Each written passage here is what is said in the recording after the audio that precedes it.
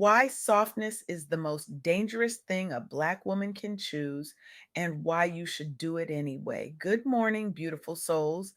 I'm LeAnne Dolce, pronounced Dolce, like sweet softness whispered in French. And I want to talk to you today about something that might make you uncomfortable, something that might challenge everything you've been taught about what it means to succeed as a Black woman in this world. Before I go any further, I need to tell you about the woman whose wisdom shaped what I'm about to share with you today. Her name is Talaina Maria Peterson, and she is a visionary leader, strategist, and advocate who is quietly revolutionizing what it means to lead with softness, power, and unapologetic authenticity. Talaina is making the world a better place by showing Black professionals and entrepreneurs that rest is not a luxury, boundaries are not selfish, and softness is not weakness. She is creating pathways for us to build wealth, impact, and legacy without sacrificing our mental health, our femininity, or our humanity. And the insights I'm sharing with you today, they came from a conversation with her that shifted something deep inside of me. I hope they do the same for you. Because here's the truth that Talena helped me see even more clearly. Stepping into your soft girl era as a Black professional or entrepreneur is not about being less ambitious, less strategic, or less powerful. It is about radically redefining power so that it includes rest, emotional safety, and self trust as non negotiable business assets, not guilty pleasures. Let that sit for a moment. Many of us were groomed to believe that success for Black professionals means constant grind, emotional armor, and proving our worth in every room just to be taken seriously. We were taught that softness is weakness, that rest is laziness, that boundaries are selfish. And so we hustle, we grind, we carry, we lead, we build, we hold down households, raise families, manage teams, carry communities. And we do it all while smiling, while being strong, while never letting them see us sweat. But here's what nobody told us: that script, it was never designed for our survival, it was designed for our extraction. The world has been mining Black women for our strength, our resilience, our capacity to endure pain without complaint for centuries. And we've been so good at it that we've internalized it. We've made it our identity. We've turned survival into a badge of honor. But what if I told you that the very thing you've been taught to see as your greatest strength is actually the thing that's killing you? What if the hustle, the grind, the constant proving, the emotional armor, what if all of that is not protecting you? What if it's slowly eroding your creativity, your clarity, your joy, your health, your relationships, your ability to build something that lasts? Here's the truth that Talena shared with me, and it's a truth that I want you to carry with you long after you leave this room. When we honor our nervous system, our intuition, and our joy, we make better long term decisions. We build healthier teams and we create more sustainable businesses instead of burning out in 3 to 5 years. Softness is not passive, it is a strategic stance that asks, how can I build wealth, impact, and legacy without sacrificing my mental health, femininity, or humanity? So I want to invite you to see the soft girl era not as an aesthetic or a trend, but as a structural shift in how Black leaders design their lives, careers, and companies, moving from survival mode to ease driven, values aligned leadership. Now, let me share 3 insights from my conversation with Talana Maria Peterson that I want you to hold on to. First, softness is a leadership strategy, not a weakness. Bringing emotional intelligence, empathy, and self compassion into the way you lead teams, negotiate deals, and manage clients is a competitive advantage. It helps you create cultures where people stay, innovate, and feel psychologically safe. For Black professionals, especially, choosing softness is a conscious rejection of the strong Black stereotype that demands constant resilience without relief. Your softness can be the very thing that protects your creativity, clarity, and longevity in business. Let me tell you about Morgan DeBon. In 2014, Morgan looked around and noticed something. There were no digital spaces that reflected how she and her friends actually consumed and created Black culture online. So instead of waiting for someone else to build it, she built it herself. She founded Blavity, a Black owned media and technology company that focuses on Black millennials through platforms like Blavity, Afrotech, and 2190. But here's what makes Morgan's story so powerful. She didn't just build a media company, she built a culture. She could have chased generic diversity branding, she could have diluted her Black focus to appeal to mainstream investors. But she didn't. She leaned fully into a Black centric mission, turning lived experience into strategy. And then she did something even more radical.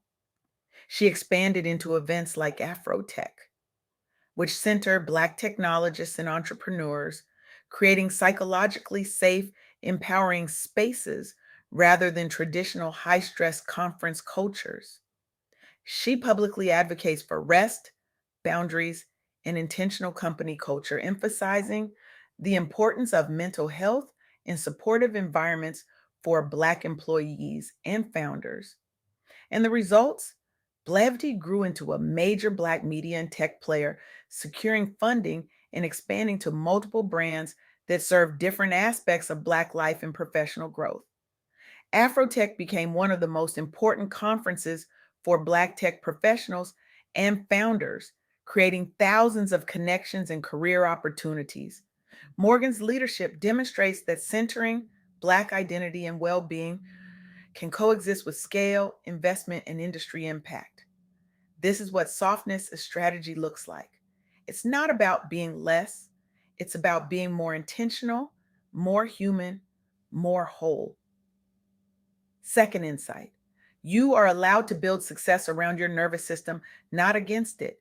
Instead of designing your career around nonstop hustle, you can build systems, automation, boundaries, team support that allow you to work in cycles of focus and rest. Burnout is not a badge of honor.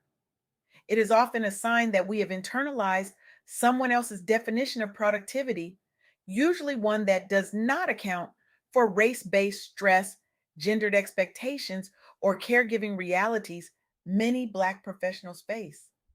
Let me introduce you to Dr. Joy Harden Bradford. Dr. Joy is a psychologist who founded Therapy for Black Girls, an online platform and podcast focused on making mental health support accessible, relatable, and culturally relevant for Black women. Dr. Joy saw something that most people were ignoring.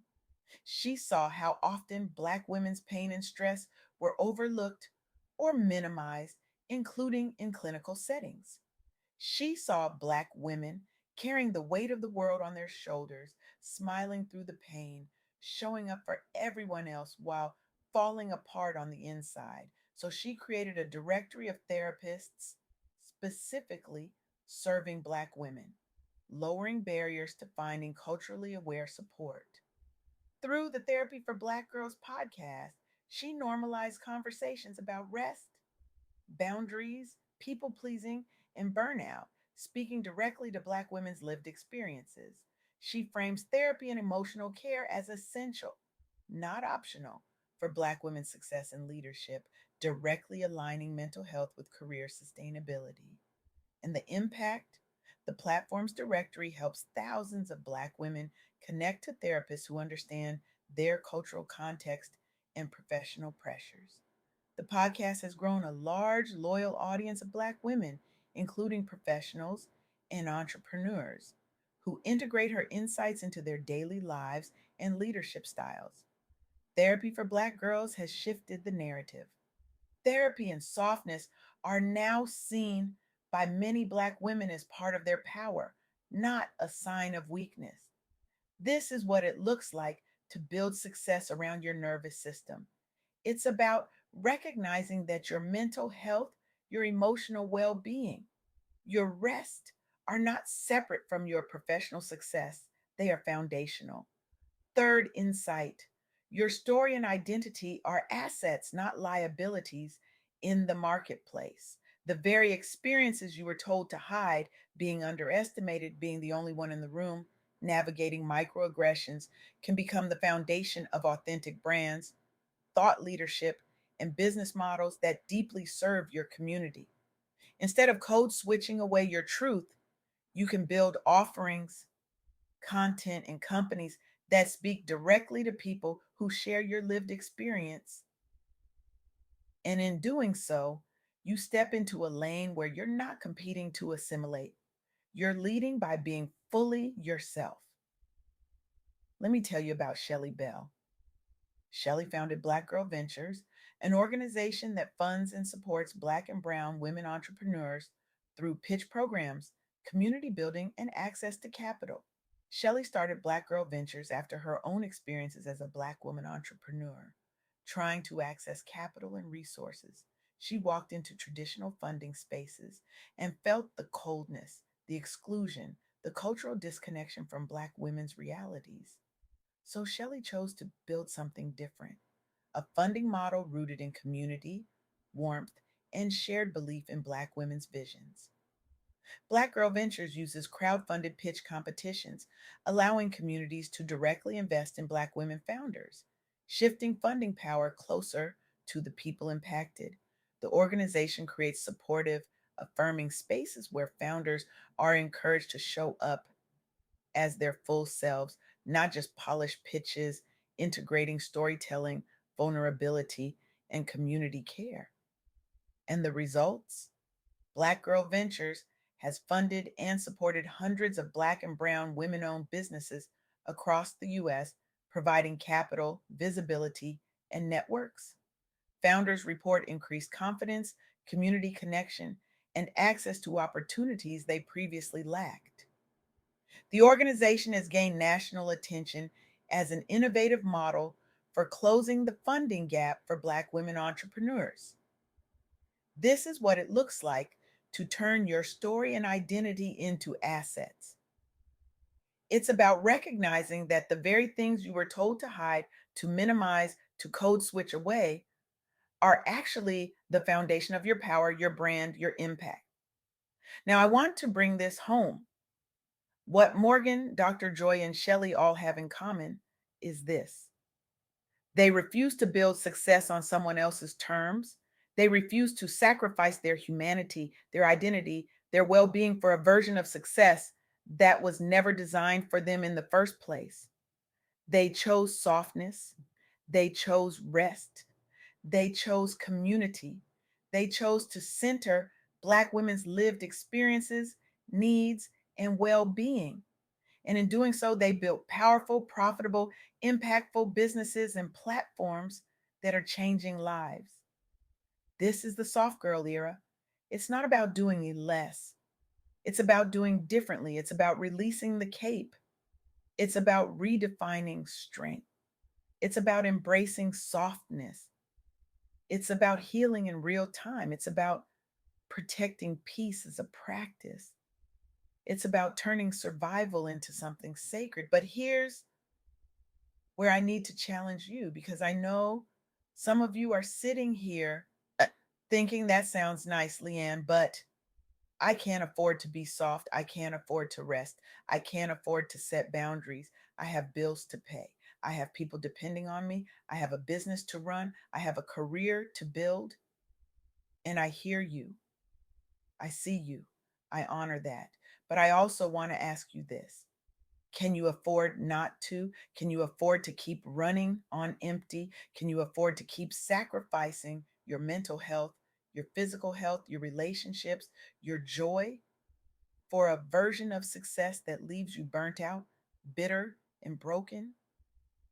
Can you afford to keep building businesses and careers that you can't sustain? Can you afford to keep leading teams and serving clients from a place of depletion instead of overflow?